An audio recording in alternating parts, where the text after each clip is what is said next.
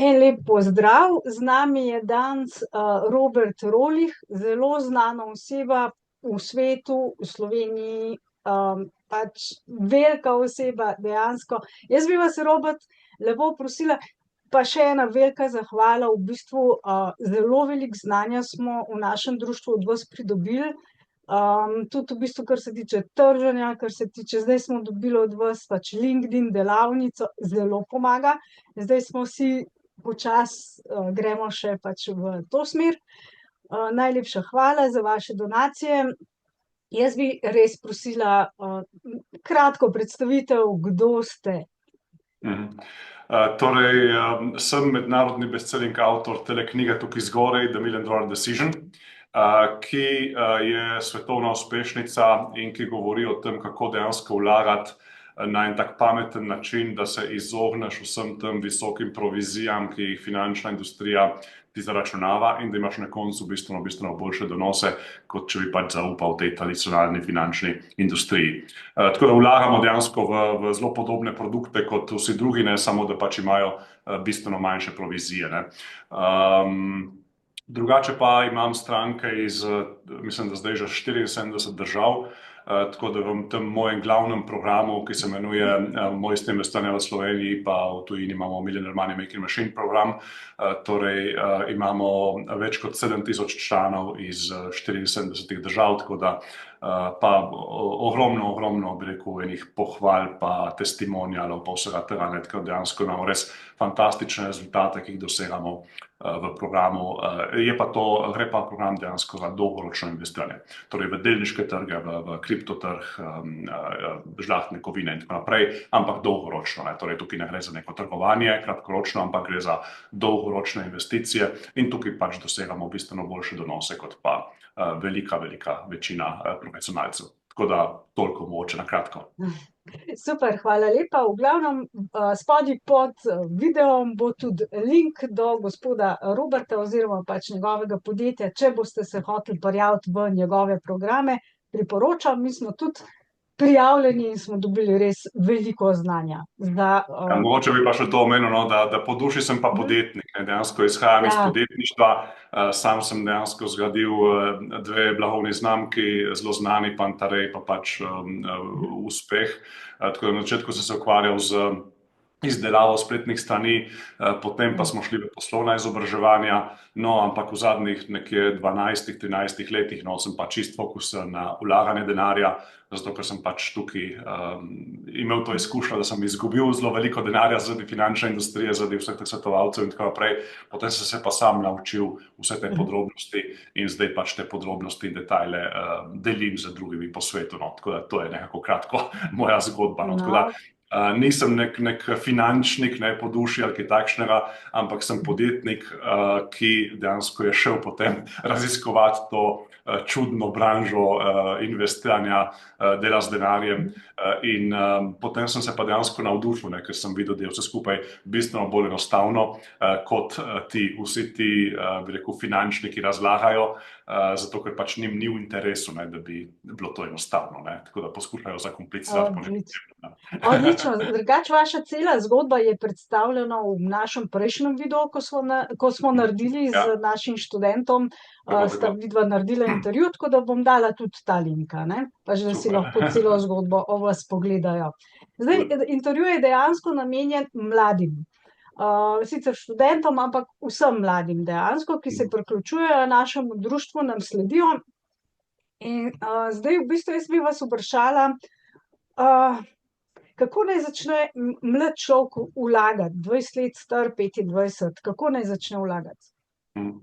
Ja, jaz bom tako rekel, no, da prva investicija, ki jo je pametno delati, no, zelo intenzivno, je bolj v veščine, kako zaslužiti denar, okej. Torej, jaz mladim vedno rečem, ne, brez veze, da greš, ne vem, po 10 evrov, ki jih imaš nekje, ali pa ki ti ostanejo, da jih greš vlagati v neke finančne inštrumente, ali pa v bitcoine, ali pa v delniške trge in tako naprej. Bistveno bolje je, da ta denar pa energijo vložiš v to, da se naučiš, kako zaslužiti nekaj več denarja. Torej, da se naučiš nekaj o marketingu, o prodaji, o podjetništvu, o pogajanjih, o vodenju. To so dejansko tiste veščine, ki ti v življenju lahko prinesejo največ denarja v smislu zaslužkov, ne.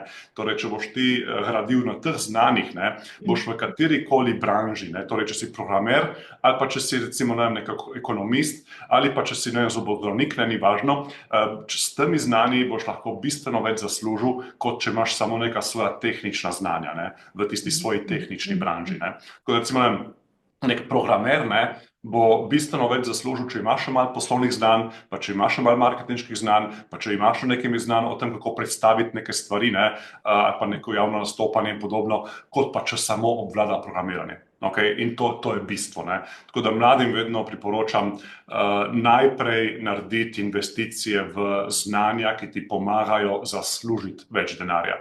Potem pa, ko boš nekaj več zaslužil, potem pa gremo v vlaganje v vse, bi rekel, te različne finančne inštrumente, recimo, ne vem, v delniške trge, v te večje kriptoprojekte in podobno, ne. Okay. V bistvu to bi jaz zdaj navezala na to, ker mi smo začeli vlagati, kot pač poskušali smo tako majhne zneske v kripto in take zadeve. Kaj se je zgodilo? Zgodilo se je to, da se pravila hitro spremenijo in potem ne moreš ven vzeti, ker so zneski premajhni in tako. V bistvu to so naše lastne izkušnje. Če vlagaš v neke, bi rekel, nelikvidne zadeve, ne, ali pa neke manjše žetone na kriptotrgu, se ti dejansko zelo hitro lahko vse skupaj podre, ne. Tako da jaz tudi tisto, kar sem ugotovil v svoji karieri, no, je to, ne, da bolj vlagaš v neke majhne rizične zadeve, slabše je, ne. Bistveno bolje je vlagati v te velike zadeve. Tudi zdaj vidimo, recimo, ne, v tem kriptociklu, ne, ki smo v njem, ne. Recimo Bitcoin, Ethereum. Ja, Bitcoin prekaša vse drugo, ne, in če si ti vlagal v neke majhne žetone, si verjetno izgubil denar, ne, a mislim, si kar dosti v minusu, če pa si vlagal preprosto samo v Bitcoin, ne, ki je največji pa najbolj znan, ne, pa si dejansko v ogromnem plusu, ne. Tako da to je ena taka stvar, no, da ne smeš iti v preveč neke rizične zadeve, neke majhne zadeve, v nek kovanček, ki ti ga ravno ni prijatelj, ne, rekel, ja, ta bo pa šel ful gor, ne, ne vem kakšen mim kovanc, ne, pa kakorkoli, ne, to ponavadi gre vse v nič, ne. Jaz sem 2 dni nazaj dobila od Revolut, pa od N26, da zdaj, v bistvu to niso kriptoborze, to sta v bistvu prav banki. Ja.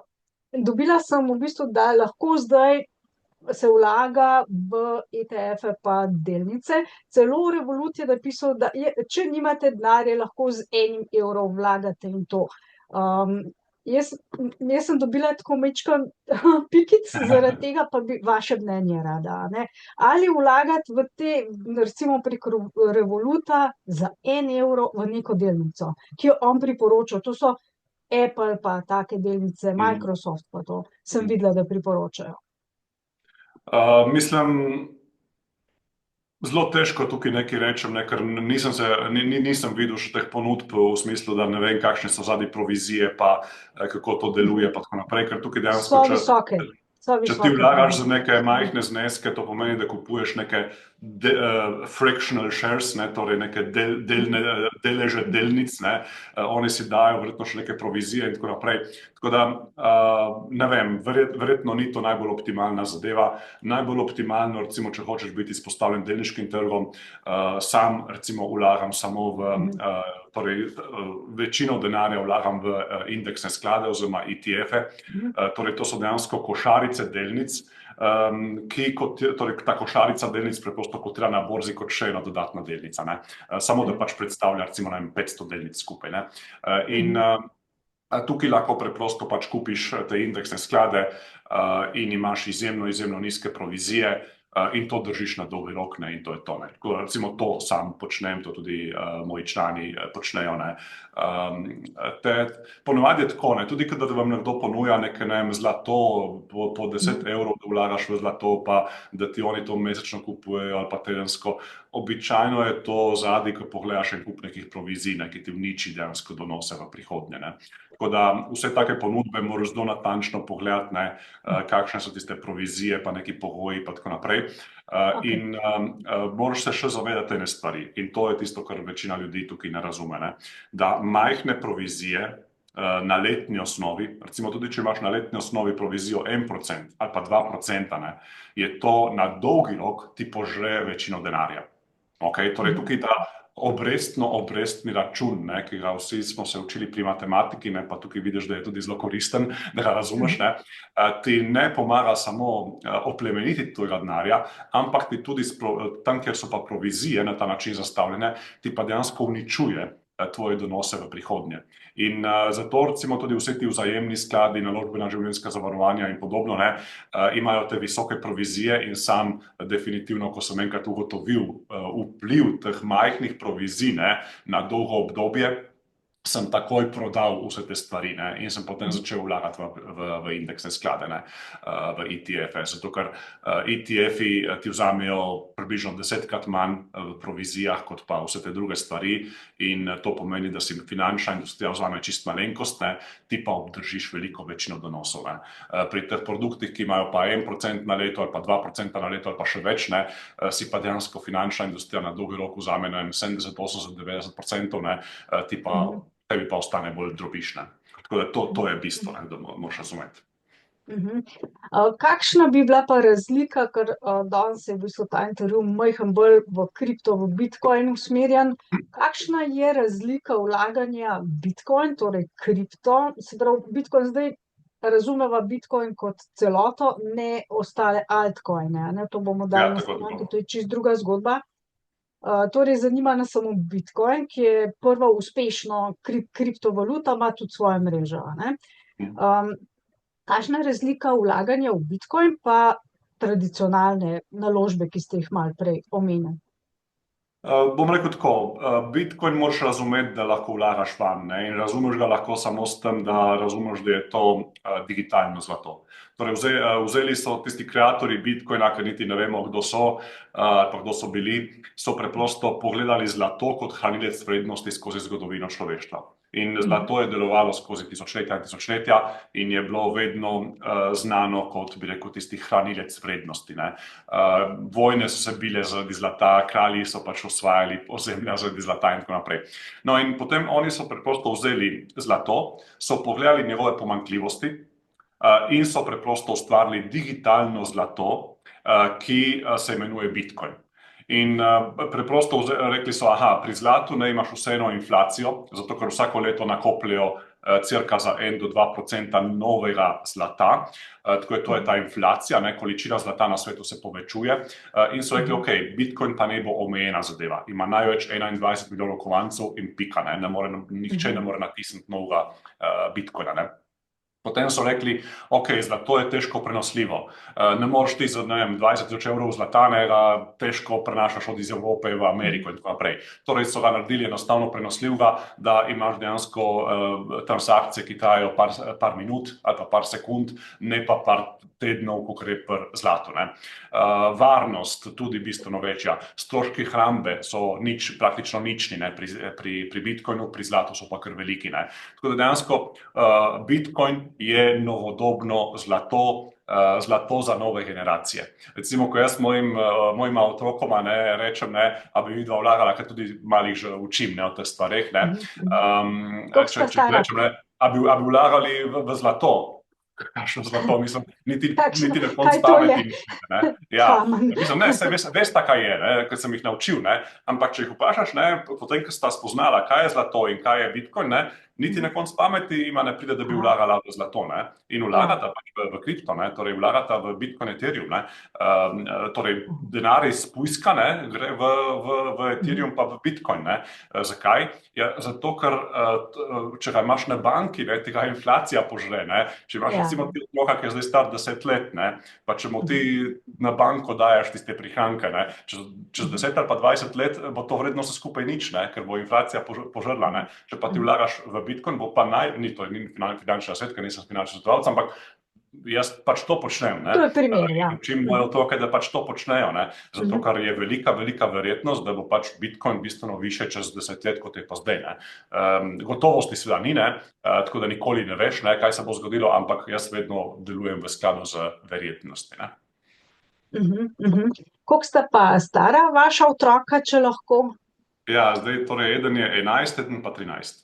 Okay. Se pravi, že pri teh letih je pametno mlade učiti investiranja, vlaganja, podjetništva. Je Ja, pametno, seveda, mislim, verjetno. to je Čim recimo, prej. ravno včeraj smo s starejšim, ta mali je šel že spat, no, ampak s starejšim smo gledali Anthonyja Robbinsa, ne.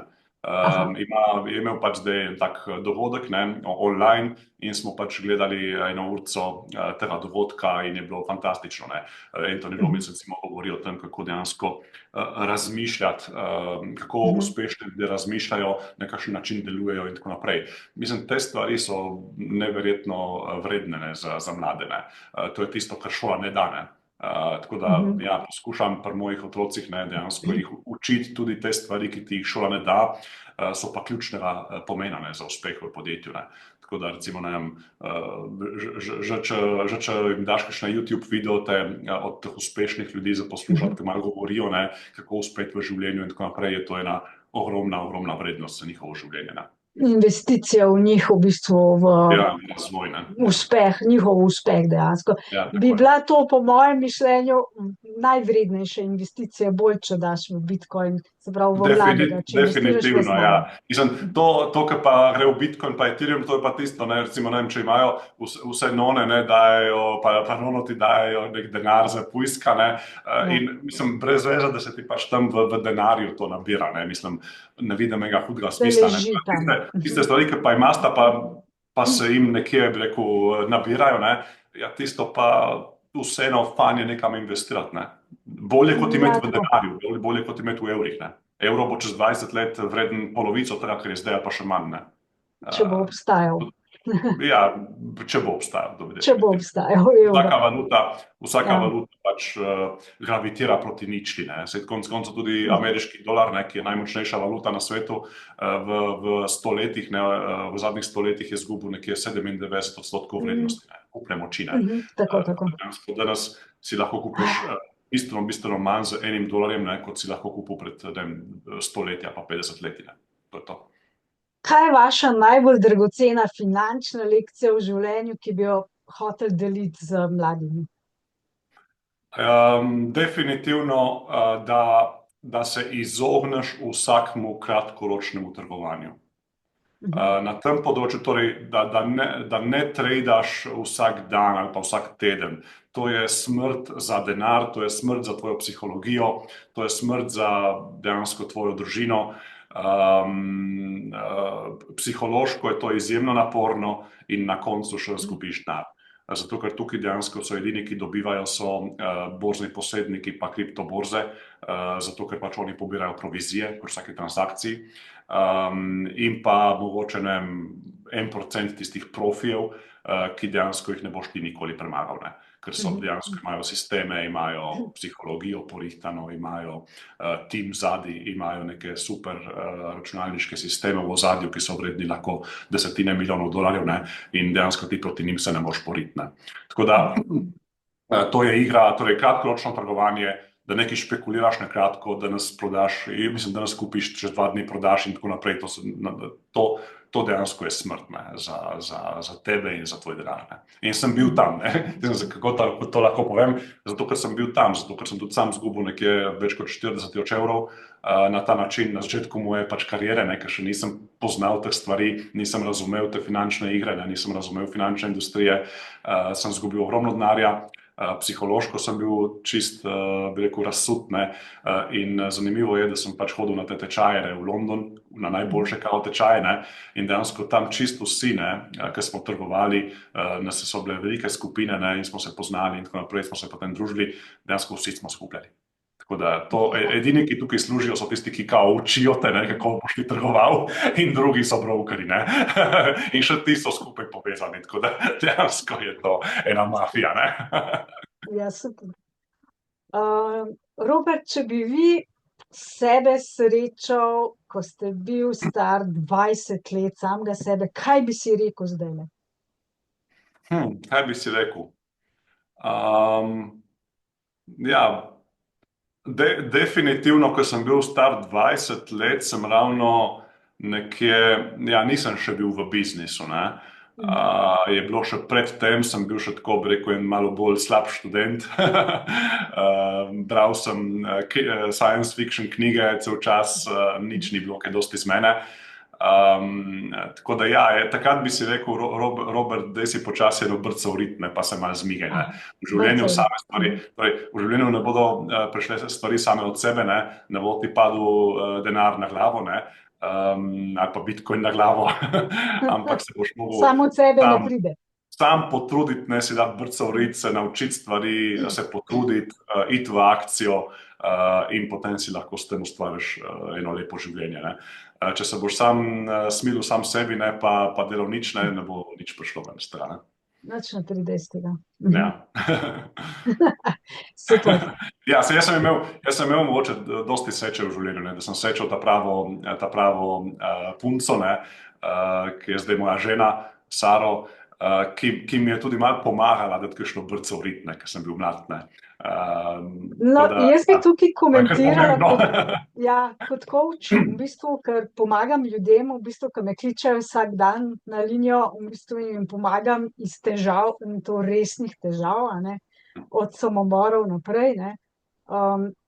Bi rekla, da to ni sreča. To, kar ste vi doživeli v življenju, ni sreča, ampak je jasna namera, ne, ker vem, da kot mlad ste vi že bral, imel ste vizijo in jaz mislim, da je to ključno pri vas. A imam prav? Jaz sem vedno tako se videl nekako kot nekega podjetnika ali nekaj v tem smislu, ne, ampak nisem pa dejansko naredil tistih akcij, ne, da bi do tega res prišel, ne, in tukaj mi je potem pa žena brcala v rit. Ja. Jaz se opravičujem, ker sem tako rekla, ampak mislim, da se bodo ljudje to zapomnili. Mislim, a ne bi si ti dobil kakšne službe, mogoče tako študentske, ne, kakšne so študentske službe. Ampak pol to so čisto realne. Me je malo brcena, ne, pa šel malo iskat, ne, pa pač sem najdel nekaj, ne, pa je bilo kar zanimivo. Potem me je to, kar bi rekel, pritegnilo, pa sem začel delati, ne. No, to jaz počnem s svojimi strankami. Zdaj, če nimajo takega partnerja, kot recimo ste vi imel, res čudovito ženo imate, ki vas je res pomagala, vam je sinhrono delata, tudi opazujem vaju, ko delata skupaj v podjetju, v glavnem, to je dober zgled. Zelo lep, dober zgled, a ne, pač, ki verjetno bo tudi mladim pomagal, ki imajo tako vedno nekateri imajo vedno neke izgovore, ja, če bi ta drug nekaj naredil, pa bi pa jaz. Na koncu je vse od tebe odvisno, ne, ne smeš nikoli iskati izgovorov zunaj, ne, ali pa nekih razlogov zunaj, ne, ker dejansko je na koncu v življenju vse čisto od tebe odvisno, ne. Ker, glejte, če pogledamo na svetu, ne, imaš ogromno ljudi, ki jim je bilo vse dano, pa so zafurali življenje. Pa so pristali na drogah, pa tako naprej, so bili v bogatih družinah, vse šole možne so imeli in tako naprej, vse pogoje, pa na koncu pač padeš v drogah in tako naprej. Saj to smo že videli, recimo pri prejšnjemu ameriškemu predsedniku, ne, pa s njegovemu sinu, ne, kam je prišel, ne. In potem pa imaš ljudi, ne, ki so pa dejansko izhajajo iz zelo slabih pogojev, ne, iz neverjetno slabih družin, bi rekel, kjer so doživeli vse mogoče slabe stvari v življenju, ne. In nekateri takšni ljudje pa ful uspejo v življenju, ne. Tako da ni tukaj zunanji svet, ni toliko pomemben, ne, bolj pomemben je tvoj notranji svet, ne. Kaj sam narediš s svojimi možgani, kako ti razmišljaš, kako ti deluješ, ne, čemu ti posvečaš fokus, ne, v življenju in tako naprej, v kaj si ti usmerjen, ne, in to je tisto, kar ti potem prinese v življenju pač rezultate, ne. Tako da vse je od tebe odvisno, ne, to je tudi ena taka lekcija, ne, ki bi si jo tudi sam sebi povedal, ne, ko sem bil mlad, ne, ker ko sem bil mlad, sem tudi sam se bolj videl kot neko žrtev, ne, In enkrat, ko se vidiš ti samega sebe kot žrtev, če tega ne spremeniš, boš vedno v življenju žrtev. Ja, Se ti bo življenje že tako zastavilo, da boš vse slabe stvari doživel. Tako dejansko moraš prevzeti kontrolo nad svojim življenjem, moraš si reči, vse je od mene odvisno, moraš dejansko delati na sebi in tako naprej, in potem boš kar naenkrat imel en kup sreče, en kup nekih dogodkov se ti bo zgodilo, ki ti bo prineslo neke stvari in tako naprej. Tako da dejansko je vse od tvoje glave odvisno. Tako, pripelješ si sam v bistvu stvari. Tako. Super, jaz mislim, da sva lepo zaokrožila tale intervju z lepimi nasveti, z pač praktičnimi, ki delujejo. V bistvu, vi ste preizkusili, jaz tudi nekako, in pač naše stranke tudi tisti, ki preizkusijo, ki res naredijo nekaj, pol imajo pozitiven rezultat. Tako da hvala lepa, gospod Rolih, za pač intervju, pa ob naslednji priliki se še slišimo. Ja, najlepša hvala in res želim vsem poslušalcem veliko, veliko uspehov v življenju. Hvala. Ja, tudi vam. Lep dan. Nasvidenje.